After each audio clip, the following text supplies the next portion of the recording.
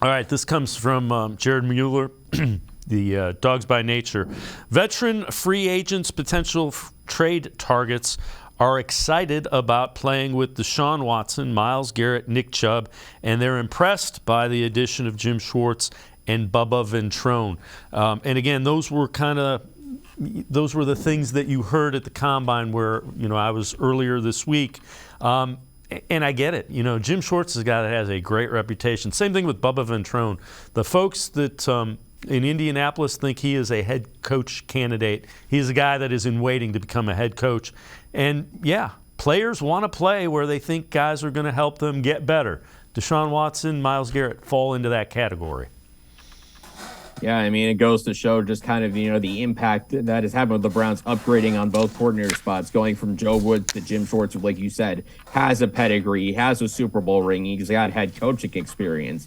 Those are the kind of things that are important. And, of course, going from Mike Preferred to Bubba Ventrone as a special teams coordinator, he did a great job with the Colts. Like you said, could be a future head coach. There's a lot to be said, I think, for upgrading those two coordinators, because those two units of the Browns last year were the source of a lot of problems, and those two units contributed a lot to the reason they were 7-10 and were a disappointment that season. And like you said also about the playing with DeSean Watson, Myles Garrett, and Nick Chubb. I mean, it's the same thing in like any sport.